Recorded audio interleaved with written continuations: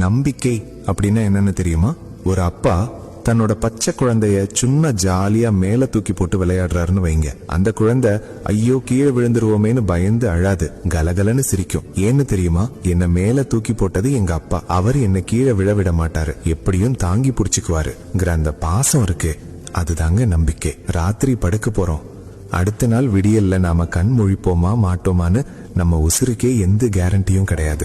ஆனாலும் காலையில 6 மணிக்கு எந்திரிக்கணும்னு கரெக்டா அலாரம் வச்சுட்டு தூங்குறோம் பாத்தீங்களா, அந்த மனசுக்கு பேரு தான் நம்பிக்கை. நாளைக்கு இருப்போமான்னு கூட தெரியாது, ஆனா வருஷ கடைசியில அடுத்த வருஷத்துக்கான புது கேலண்டரை வாங்கி செவுத்துல ஆணி அடிச்சு மாற்றோம். அந்த வருஷம் பூரா நாம வாழ்வோன்னு நம்புறோம்ல, அதுதான் நம்பிக்கை. ஏன், ஒரு தாய் பிரசவ வார்டுக்குள்ள போகும்போது தான் பொழைப்போமா இல்லையான்னு தெரியாத அந்த நேரத்துல கூட தன்னோட புள்ளைய பெத்தெடுக்க துணிஞ்சு போறா பாருங்க, அதுதாங்க நம்பிக்கையோட உச்சம். மொத்தத்துல அடுத்தது என்ன நடக்க போகுதுன்னே தெரியாம ஜெயிக்கணும்னு காய நகர்த்திக்கிட்டே இருக்கோம். அந்த வெற்றிக்கு தேவையான ஒரே ஆயுதம் நம்ம மனசுல இருக்கிற இந்த நம்பிக்கை மட்டும்தான்.